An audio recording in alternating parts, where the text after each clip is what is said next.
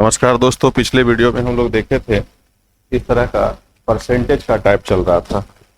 तो परसेंटेज में हम लोग देख रहे थे किस तरह का कोई भी क्वेश्चन था तो कैसे उसको सोल्व कर रहे थे। तो पिछले वीडियो में हम लोग लास्ट क्वेश्चन में ये लेकर के चले थे कि इलेक्शन में कैसे कैसे प्रक्रियाएं होती है और किस तरह से चुनाव को जीता जाता है, उसके लिए हमारे पास क्या क्या प्रोसेस होता है, किस तरह का एग्जामिनेशन में क्वेश्चन आता है। तो सारे मुद्दों पर हम लोग चर्चा किए थे एक ही प्रश्न में लेकर के। अब हम लोग आगे वाले चलते हैं क्वेश्चन में कि कैसे क्या क्वेश्चन आता है। इस जितना भी क्वेश्चन हम लोग लेकर के चल रहे हैं वो वर्ष 2022 का है, सीजीएल का है। आपके पास प्रीवियस ईयर क्वेश्चन होगा तो आप घर पर मिला लेंगे, देख लेंगे। तो आप इसको बेहतर तरीके से अगर प्रैक्टिस करते हैं ना तो डेफिनेटली आपका सिलेक्शन का जो प्रोसेस है उसमें थोड़ा सा फास्ट जरूर होगा। तो चलिए आप लोग देखते रहेंगे वीडियो, बार बार ये वीडियो जाता रहेगा। चलिए तो यहाँ पर देखेंगे नेक्स्ट क्वेश्चन हमारा क्या है कि दो उम्मीदवार को बीच चुनाव हुआ, यानी दो कंटेंट्स जो है ना, दो कैंडिडेट जो है वो चुनाव में हिस्सा लिए। कह रहा है क्या कि पराजित उम्मीदवार ने पड़े हुए वैध मतों का 42%, यानी यहाँ पर आप इंग्लिश में देख लें तो ज्यादा बेहतर होगा। कह रहा है defeated candidate secure 42% of the valid vote polled. फिर कह रहा है कि लॉस्ट ऑफ इलेक्शन वाई इतना वोट।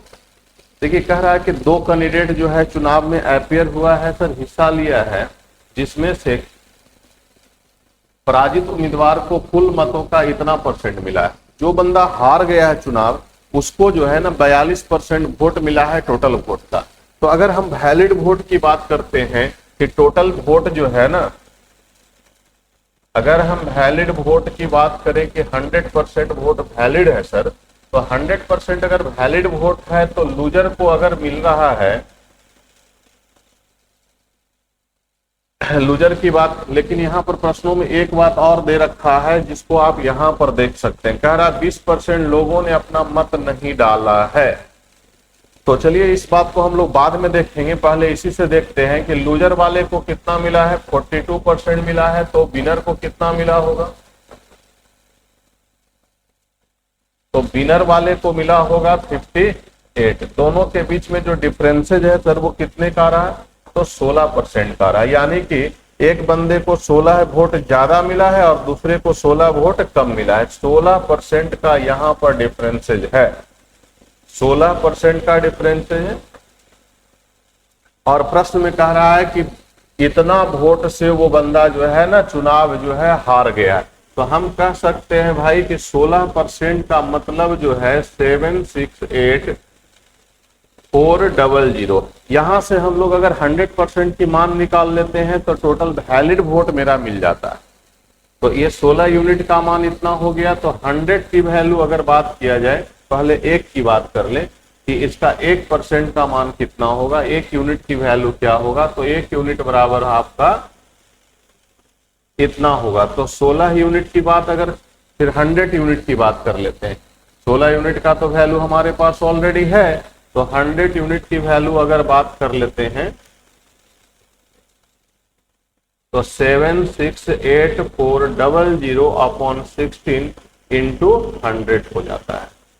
तो यहां पर आप चीजों को देख सकते हैं, कैलकुलेशन कर सकते हैं। अगर ये डाटा को आप कैलकुलेट करते हैं तो आपका जो है 48,025, ये आपका पूरा जो है ना 48,025 टाइम्स कट जाएगा। यानी हम इसकी वैल्यू को कह सकते हैं 2500। ये हमारा जो सर आया ना वो वैलिड वोट है। और यहाँ पर प्रश्न में इनवैलिड वोटों की संख्या दिया हुआ है। कह रहा प्रश्न इनवैलिड वोट हमारे पास कितने हैं, तो इनवैलिड वोट हमारे पास 82,560 है। अगर इनवैलिड के साथ वैलिड को कंबाइंड कर दिया जाए तो टोटल वोट की संख्या मिल जाएगा। टोटल कौन सा वोट, तो टोटल कास्ट वोट की संख्या मिल जाएगा। तो हम यहां पर कह सकते हैं कि कास्ट वोट की संख्या कितना होगा। तो कास्ट वोट के लिए वैलिड और इनवैलिड को ऐड करना पड़ेगा। तो वैलिड वोटों की संख्या 48,02500 है और इनवैलिड वोटों की संख्या यहां पर 82,560 है। तो यहां पर हम टोटल वोटों की संख्या को अगर कैलकुलेट करते हैं सर, कि टोटल वोटों की संख्या यहां पर कितना हो जाएगा, 48 85 060, 48 85, कैलकुलेटिव क्वेश्चन है, 060, यानी कि टोटल वोटों की संख्या की बात यहां पर किया जाए तो कास्ट वोट जो है इतना हो गया। और ये कह रहा है कि कास्ट वोट की जो संख्या है सर, यहां पर 20% लोगों का वोट जो है अमान्य हो गया, यानी कि वो नोट कास्ट है। तब 20% अगर नोट कास्ट है तो 80% कास्ट होगा। तो 80% अगर कास्ट वैल्यू है तो इसकी बात अगर हम करते हैं तो ये 80% का मान हमारा कितना है, इतना है। तो इसी प्रकार से हमको कह रहा है कि 20% लोग वोट नहीं डाले हैं, तो अमान्य वोट, लोगों द्वारा नहीं डाले गए मतों का कितना परसेंट है। तो अमान्य का मतलब होता है invalid vote, not cast vote. अमान्य वोट जो है, नहीं जो लोग वोट दिए हैं, इनवैलिड वोट जो है, इनवैलिड वोट की संख्या जो है लोगों द्वारा नहीं डाले गए। तो लोग द्वारा नहीं डाले गए वोटों की संख्या कितना है, 20% है। तब 20% का मान निकालना है यहां पर आपको। तो 80% का वैल्यू जब इतना हो जाएगा तो आप यहां पर कह सकते हो कि सर 20% का वैल्यू क्या होगा। तो आप यहां पर ऐसे कर लोगे सर, 4 8 8 5 0 6 48 85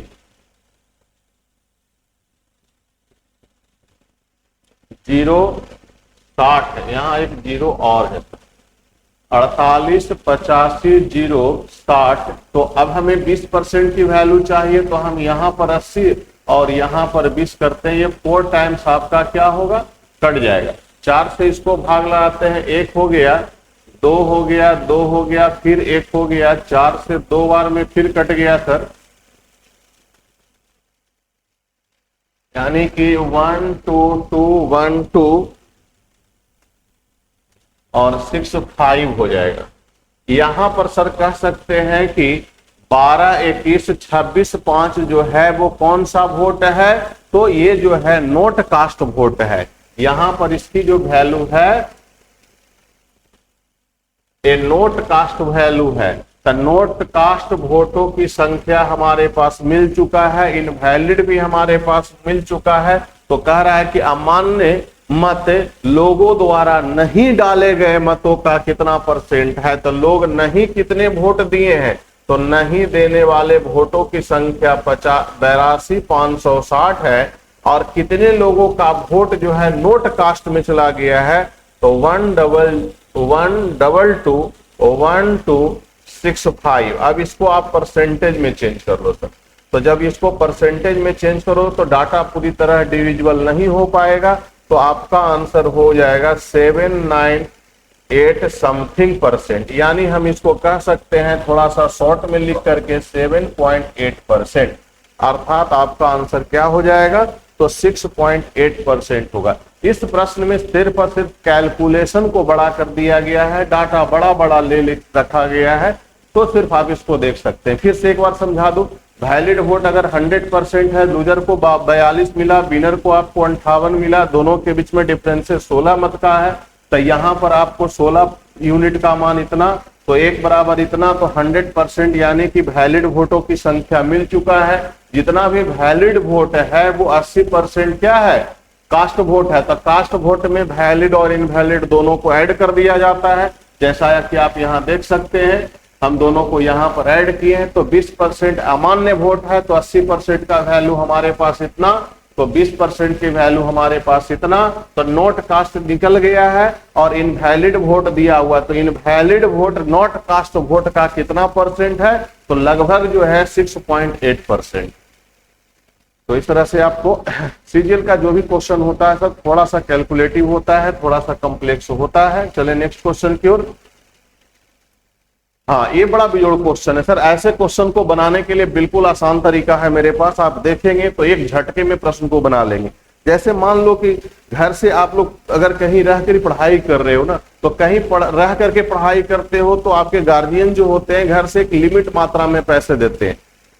भाई इतना पैसा रूम रेंट दे देना, इतने पैसे में चावल ले लेना, इतने में दाल ले लेना। तो मतलब अपने जीवन में जो जरूरतें हैं उस जरूरतों को पूरा करने के लिए हम लोग घर से पैसे लेते हैं और उस पैसे का जहां जहां जरूरत है वहां वहां इस्तेमाल करते हैं। तो वही चीजें हम एक छोटी सी मुद्दों पर लेकर के चलते हैं आपको कि अगर हम चावल खाते हैं तो हम जानते हैं कि एक महीना में मेरा कितना का खाने का होता है। तो एक आदमी क्या होता है सर, ये सोच करके चलता है कि भाई 450 रुपया का चावल हमको हर महीने लेना है। 450 रुपया में चाहे भाई 2 किलो चावल आ जाए, 5 किलो आ जाए, 10 किलो आ जाए, 3 किलो आ जाए, लेकिन मैं 450 से ज्यादा खर्च करने वाला नहीं। 450 में मेरी काम होती है और मैं उतने में करूंगा, क्योंकि मेरे पास बाबूजी ने उतना ही पैसा दिया जितना में कि उनको मिला है, जितना मंथ में मेरा आता है, तो उसी में हमको सर चलाना है ना। तो जब उतने पैसे में चलाना है तो हम क्या करते हैं ना कि एक लिस्ट तैयार करते हैं, भाई गैस भरवाना है 300 का, ये भरवाना है तो उतने का, इस पर इतना खर्चा, इस पर इतना खर्चा, मित्र दोस्तों पर इतना खर्चा, वो सारे पर एक लिस्टिंग कर लेते हैं। और इसी लिस्टिंग के आधार पर हम लोग यहाँ पर एक लिस्ट बनाए क्या कि हमको चावल लेना है तो महीने में 450 का लेना है, 2 किलो मिले चाहे 10 किलो मिले। कभी ऐसा होगा कम जाएगा तो रोटी खा करके गुजारा करना पड़ेगा, लेकिन भाई मैं चावल जो है 450 से ज्यादा लेने वाला नहीं हूं। ऐसा सोच करके वो मार्केटिंग करता है, ऐसा बनाता है अपने आप को और एक टारगेट लेके चलता है। तो चलिए इस क्वेश्चन को देखते हैं सर। कह रहा है चावल का कीमत 20% कम हो जाने से एक व्यक्ति 450 रुपये में 50 किलो चावल अधिक खरीद सकता है, तो चावल प्राप्त करने में सक्षम बन जाता है। तो चावल का मूल्य मतलब ओरिजिनल मूल्य प्रति किग्रा ज्ञात कीजिए। यानी कहने का मतलब है कि 450 रुपया में जो है ना 20% कम कर गया। तो बनाना बिल्कुल आसान है सर। आप यहां 450 आपके पास है, 450 में कितना परसेंट वस्तु का मूल्य घटा है, 20% घटा है। तो 20% घट गया है, वो कितना के बराबर है, तो 50 किलो के बराबर। आप ऐसे सोचो ना सर, आप ऐसे सोचो चीजों को कि भाई 450 का चावल खरीदते थे, इस बार भी दुकान को गए, दुकानदार को बोले भाई चावल दे देना, मेरा पैसा रख लो। तौल करके वो जब देने लगा ना सर तो 50 किलो ज्यादा दे दिए। अब मेरे दिमाग में कैलकुलेशन आया कि क्यों ना इससे हम ज्यादा चावल लेके क्या करेंगे, फिर तो अगले मंथ पैसा आएगा ही, तो इसको चावल ना लेकर के पैसे ही वापस मांग लेता हूं ना। तब क्या करता है दुकानदार कहता है कहे कि भाई ऐसा करो ना कि हमको जितना पैसा वस्तु का मूल्य गिरा है ना वो हमको वापस कर दो यार। तब वो वापस करने की बात आता है तो वो कहता है कि भैया 90 रुपया। भाई 90 रुपया आपके पास क्या है, 90 रुपया जो है सर वो आपके पास ज्यादा होगा। एक सेकंड, थोड़ा सा लग रहा है ये डाटा कहीं का नहीं, ठीक है चलेगा। 90 रुपया अगर आपको कैश लेना है सर तो 90 रुपया वापस ले लो, और अगर कैश नहीं लेना है तो 50 किलो चावल ले लो। तो डेफिनेटली 50 किलो चावल का मूल्य 90 रुपया आ रहा है। तो 1 केजी का हम अगर बात करते हैं कि 1 केजी का कितना मूल्य होगा, तब 5/9 हो जाएगा। कह रहा है ना कि हमको ओरिजिनल वाला, ये तो घटने के बाद हुआ सर, हमको ओरिजिनल वाला चीजें बताओ ना। तो ओरिजिनल निकालने के लिए क्या करोगे, 5/9 गुना 100, और कितना परसेंट डिक्रीज किया है, तो आपका डिक्रीजिंग जो है 20% है। तो घटने के बाद कितना हो जाएगा, 5/9 गुना 100 गुना 1/80।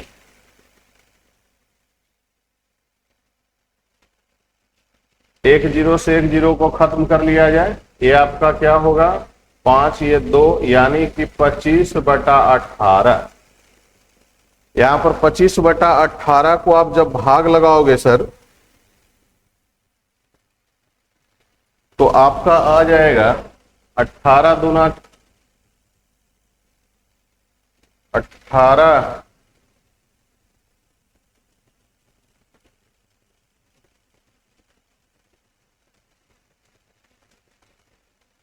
यहां पर उल्टा हम कर दिए, थोड़ा सा सुधारना पड़ेगा सर। देखो भाई यहां पर हमको पर किलो का रेट निकालना था, ये थोड़ा सा मिस्टेक हो गया है, उल्टा बातें हम लिख दिए हैं। चलो एक बार फिर से इसको देख लिया जाए। ये 90 रुपया में 50 किलो, तो 1 किलो का दाम हमें फाइंड करना है सर। तो 1 किलो बराबर आपका कितना हो जाएगा? तो 90/50 हो जाएगा, यानी 9/5 हो जाएगा सर। तो ये जो है घटने के बाद का मूल्य हो गया।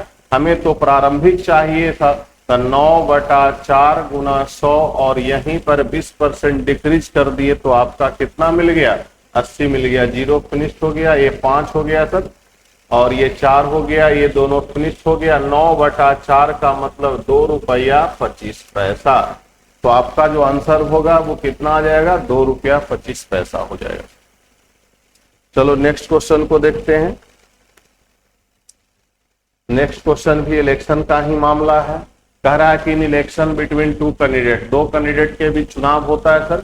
12% वोट जो है, 12% of the votes did not cast, 12% vote जो है वो नहीं डाला गया है। Winner obtained 68% of total vote. देखो भाई, विनर को अगर टोटल वोट की संख्या को हम मान लेते हैं 100 है, टोटल वोटों की संख्या को अगर हम 100 मान लेते हैं कि भाई टोटल वोट 100 है, तो यहां से कास्ट वोट की संख्या कितना निकलेगा? 12% नहीं डाला गया है, तो 88% हमारा क्या होगा? कास्ट वोट होगा। यहां पर लिख सकते हैं 12% नॉट कास्ट वोट है। नॉट कास्ट वोटों की संख्या आपका 12 है, तो कास्ट वोटों की संख्या 88 होगा। अब कह रहा है कि विनर है एक, तो विनर वाले को टोटल वोट 100 का 68% यानी 68 वोट मिला है। तो लूजर को कितना मिला होगा? तो लूजर को जो वोट मिला होगा सर, वो 88 में से 68 को माइनस करने पर मिला होगा। यानी कि यहां पर जो है लूजर को मिला कितना? तो 20 वोट मिला है। अब दोनों के बीच में हार जीत का जो डिफरेंसेज है वो कितना के बराबर है? तो 48 वोट के बराबर है। यानी विनर को 48 वोट ज्यादा मिला है, लूजर को 48 वोट कम मिला है। अब देखिए यहां पर प्रश्नों में कह रहा है क्या कि डिफेटेड हिज कंटेस्ट ऑफ इतना वोट। दोनों के बीच में हार जीत का फैसला 2880 वोट से हुआ है। तो हम कह सकते हैं कि 48 वोट का वैल्यू जो है सर 2880 के बराबर, तो एक बराबर हम लोग लिख सकते हैं इतना बटा 48। तो आपसे पूछ रहा है कि total number of cast vote, total number of cast vote, total vote नहीं पूछा है, बल्कि कह रहा है क्या ना कि कास्ट वोट की संख्या कितना है। तो कास्ट वोट 88 है सर। 2880 बटा 48 और यहाँ पर आपका 88 हो जाएगा। आप इसको थोड़ा कैलकुलेटिव कर सकते हैं, कैलकुलेशन बना सकते हैं, तो आपका जो आंसर आएगा 5280 होगा। तो आप आंसर मिला लोगे 5280, यानी फर्स्ट वाला ही आंसर हो जाएगा। भाई आपको कैलकुलेशन तो फास्ट करना ही पड़ेगा, विदाउट फास्ट कैलकुलेशन का संभव नहीं है। सीजीएल, सीएचएसएल, सीपीओ, कोई भी एग्जाम आपको क्रैक करना हो तो आपको थोड़ा कैलकुलेशन और थोड़ा नियम पर फोकस करना होगा। एक ही तरह के प्रश्नों को कम से कम अपने जीवन में 10 बार बनाना पड़ेगा, 5 बार बनाना पड़ेगा। जो इंटेलिजेंट बच्चे होते हैं, जो थोड़ा सा समझदार टाइप के बच्चे होते हैं, जो चीजों को जल्दी अमल करते हैं, उनको 2 से 3 बार बनाना पड़ेगा। और जो थोड़ा सा आराम से स्लो समझते हैं चीजों को, उनको बनाए हुए प्रश्नों को कम से कम 10 टाइम्स बनाना चाहिए। अगर 10 टाइम्स बनाते हैं तो उनके दिमाग में कॉन्सेप्ट बिल्कुल आसान तरीके से सट जाता है, और फिर आप कैलकुलेशन के दम पर प्रश्नों को आसान एग्जाम हॉल में कर सकते हैं। चलो भाई, एक देखो, राम के पास जितना धन था उसका इतना परसेंट खो गया।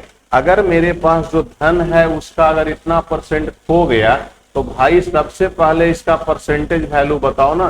तो ये आपका कितना होने वाला है? तो इतना। इसको अगर हम परसेंटेज में तोड़ देते हैं सर, तो ये आपका 4 होगा, यानी 1/8, यानी 8 रुपया मेरे पास होगा ना। तो 1 रुपया खो गया, तो जब 1 रुपया खो गया तो मेरे पास बचा कितना? तो 7/8 बचा। ये परसेंटेज वैल्यू आपको जो है ना परसेंटेज में याद रखना पड़ेगा। जितना फास्ट याद रखोगे उतना बेहतर हो जाएगा। तो चलें क्वेश्चन को देखते हैं। 12.5% का फ्रैक्शन वैल्यू याद रखिएगा सर, कितना होता है? 1/8 होता है। अब देखिए कह रहा है कितना शेष बचा। मान लीजिए मेरी इनकम जो है 100 रुपया है और इसका इतना खो गया, तो 7/8 खो गया। फिर कह रहा है जो रेस्ट अमाउंट बचा हुआ था उस रेस्ट अमाउंट का 75% हम खर्च कर दे। तो रेस्ट अमाउंट का अगर 75 खर्च कर रहे हैं तो रेस्ट अमाउंट का 25% हम बचा लेते हैं। तब इसकी फ्रैक्शन वैल्यू 1/4 होगा और यहां पर आपके पास जो रकम मिला वो 630 मिला। तो x की वैल्यू निकालना है, तो यहां पर हम 8 गुना 4 और बटा 7 कहेंगे, ये आपका 9 टाइम्स फिनिश हो जाएगा। तो 9 गुना 32 जीरो, तो आपका आंसर कितना आ जाएगा, 2880 आ जाएगा सर। ये आप क्वेश्चन का आंसर देख सकते हैं। तो ये बिल्कुल आसान क्वेश्चन है। इस बार जो है ना 2022 से ये भी सीजीएल में पूछा हुआ क्वेश्चन। चले नेक्स्ट क्वेश्चन की ओर। कुछ क्वेश्चन ऐसा होता है सर जो बिल्कुल आसान होता है, कुछ क्वेश्चन ऐसा होता है जो काफी कॉम्प्लेक्स होता है। अब देखो भाई यहाँ पर इस क्वेश्चन को देखो, कह रहा है कि संख्या p है, नंबर का मान को p माना है और कह रहा है कि 150 में 15% बढ़ जाता है। तो 150 वैल्यू है, 15% जब वो बढ़ जाएगा तो इतना हो जाएगा। जीरो को इरेज कर लो, यहां से आगे चीजों को मल्टीप्लाई नहीं करोगे सर। मल्टीप्लाई करोगे तो मुश्किल में पड़ जाओगे। अभी मल्टीप्लाई नहीं करो, देख लेते हैं चीजें क्या मांग रहा है, क्या कह रहा है। जो चीजें बोलेगा उसी पर हम वर्कआउट करेंगे। कह रहा है कि यदि k p से 15% कम है, k की जो वैल्यू है वो p के वैल्यू का 15% कम है, यानी 85/100 है। तो हमारे पास तो p का मान ऑलरेडी है 15 गुना 115/10 और इसका हमारा 85% बोल रखा है। तो हम यहाँ पर 85% कर लेते हैं। अब देखिए चीजें जो है ना, कुछ बच्चे क्या करते हैं, इसको काट करके भागना चाहते हैं। भाई काटोगे तो मुश्किल में पड़ जाओगे, मल्टीप्लाई करना पड़ेगा गुरु। तो 146.625 यहाँ पर गुना करने के बाद आपको इतना आ जाएगा और यहाँ पर 2 1 3 अंक के बाद डेसिमल लगा दोगे तो 146.625। तो थोड़ा सा गुना जो है वो आ गया है, तो गुना को फास्ट कर सकते हैं आप। अगर आपसे गुना फास्ट नहीं होता है तो मेरा बेसिक क्लास आप करेंगे तो बिल्कुल गुना आसान हो जाएगा। जिन लोगों को मैथ ये सारी बातें नहीं समझ में आएगा, परसेंटेज एक ऐसा टॉपिक है सर जिसमें कि आपके दैनिक जीवन में होने वाली जितनी भी पैसे को लेकर के जो समस्या आती है, भाई कम पैसे में कैसे जीवन चलेगा, गवर्नमेंट नौकरी कर रहे हैं या प्राइवेट नौकरी कर रहे हैं तो कहीं ना कहीं आपको लिमिट मात्रा में पैसे आता है, जीवन उसी में जीना होता है, तो हम कैसे परिवार को लेके चलाएंगे, वो सारी चीजों को हम परसेंटेज में आपको सिखा देंगे। जस्ट लाइक इसको कह सकते हैं कि जीवन का मैनेजमेंट अगर आपको सीखनी है तो परसेंटेज को पढ़ लेंगे। जीवन में कैसे 2 रुपया सेविंग करना है, फ्यूचर प्लानिंग करना है, तो उसके लिए प्रॉफिट लॉस पढ़ लीजिए। तो हर एक चीज का एक पार्ट होता है। जैसे कुछ बच्चे हमें बोल देते हैं कि भाई सर ये बताओगे कि हम लोग जो है रेलवे की तैयारी करते हैं, हम लोग एसएससी की तैयारी करते हैं, सर बैंक की तैयारी करते हैं। माना कि बैंक में तो भाई कुछ कैलकुलेशन वगैरह होता है, पैसे का हिसाब किताब होता है। अगर सर एसएससी में हम जॉब करते हैं, हमको कोई इंस्पेक्टर बना देता है, तो वहां सर पैसे का कोई तो लेन देन है नहीं, फिर भी ये जीएस पूछता है, फिर रीजनिंग पूछता है, फिर मैथ पूछता है। आखिर इसके पीछे रीजन क्या है? तो मैं बता दूं कि आप कभी कभी पेपर पढ़ते होंगे तो देखते होंगे कि कोई ऐसे लोग हैं सर मार्केट में, ऐसे लोग हैं जो बड़े बड़े अच्छे पद पर हैं, फिर भी वो क्या करते हैं ना कि काम के प्रेशर में आकर के कहीं ना कहीं गलत स्टेप ले लेते हैं। जैसे कुछ दिन पहले की एक घटना थी, ये कि दरोगा महिला दरोगा जी थी ना, वो खुद से सुसाइड कर ली। पेपर में ऐसा न्यूज आया था। तो वो खुद से सुसाइड क्यों कर ली सर? ये समस्या तो सोचने लायक है ना, समाज की एक बहुत बड़ी समस्या है। ऐसा तो नहीं हो सकता है कि अगर कोई महिला दरोगा है तो वो पोस्ट पर है तो उनको किसी चीज की समस्या होगी, भारत सरकार उनको समय पर पेमेंट दे रही होगी, तो आर्थिक तंगी से तो वो महिला को ऐसा कुछ नहीं हुआ होगा, वो आदमी को ऐसा कुछ नहीं होगा, सरकार उनको सारी व्यवस्थाएं दे रही है, फिर भी वो सुसाइड का नौबत क्यों आ जाता है खुद से? तो कहीं ना कहीं क्या होता है ना, उसके पीछे एक बहुत बड़ा लॉजिक होता है कि वो मैनेजमेंट कैसे करते हैं जीवन को, कैसे चीजों को सेट करते हैं। और वो परेशानी तो हर जॉब में है, कोई ऐसा जॉब है ही नहीं जिसमें परेशानी नहीं है। तो उस परेशानी को आप अपने सिस्टम में डेवलप करो, और वही परेशानी को एक सिस्टम में बनाने के लिए ये सब चैप्टर को पढ़ाया जाता है, ताकि सारे उलझनों में आप फंसिए, और उलझन से फंस करके आप जब बाहर निकल जाते हैं, सुलझा देते हैं मैटर को, तब जाकर के आप उसको मजबूत बनते हैं। तो वही सारी चीजें हैं, आपको उलझन से बचाने के लिए सब सिखाया जाता है, पढ़ाया जाता है कि भाई आपको जीवन में कोई भी समस्या होता है तो उससे कैसे निकलते हैं। तो ये कंटेंट खाली दिया गया है कि नमक है, नमक का मूल्य घटा। तो भाई नमक पहले 100 रुपये किलो मिल रहा था, 20% घट गया तो 80 रुपया हो गया। जाहिर सी बात है, कह रहा है कि व्यय को समान रखने के लिए खपत को बढ़ा दो। अब भाई ऐसा करो कि नमक का मूल्य घट गया है तो नमक ज्यादा सब्जी में डाल करके खा लो ना। जिस समय नमक का मूल्य बढ़ जाएगा उस समय थोड़ा कम खा लेना। इसको कहते हैं जीवन में कंप्रोमाइज कर। तो वही कंप्रोमाइज करने की बातें बोल रखा है कि भाई हम अपने एक्सपेंडिचर को इक्वल रखेंगे। मैं अपना एक्सपेंडिचर नहीं घटाने वाला, नहीं बढ़ाने वाला, वस्तु का मूल्य बढ़ जाए चाहे घट जाए। तो ऐसे कंडीशन में हम क्या कर रहे हैं भाई, खपत मतलब होता है कंज्यूम करने की जो चीजें हैं। हमारे यहाँ जो खपत होता है नमक, वो बढ़ा दीजिए ना। तो देखो भाई 80 से 100 कितना बढ़ा, तो 20 बढ़ गया। कहां से बढ़ा भाई, तो 80 से कितना % बढ़ा है, तो ये चीजें आप निकाल लो ना। ये आपका कितना होगा, तो 25। इसमें 3 से 4 टाइप का क्वेश्चन आता है वस्तु के मूल्य पर आधारित। अगर आपको मिल जाए तो बिल्कुल एकदम रट जाओगे। अगर मेरी क्लास आप परसेंटेज का कर लेते हो ना तो एकदम बैठे बैठे दिमाग में बात बन जाएगा। ये सब चीजों को कहीं आपको लफड़ा नहीं होगा कि बढ़ा दो, घटा दो, कम कर दो, बढ़ा। ये क्वेश्चन है इसलिए थोड़ा सा हम ऐसे करके चीजों को समझाते हैं, लेकिन पढ़ने के बाद आपको इसकी कोई समस्या नहीं होगी। चले अगले क्वेश्चन की ओर सब। तो 10 हो गया। आज के लिए हम लोग इतना ही लेकर के चलेंगे, फिर अगले वीडियो में मिलेंगे तो इससे आगे प्रश्न लेकर के चलते हैं। छोटा छोटा एक वीडियो रहेगा, उसको बार बार आप देखते रहेंगे।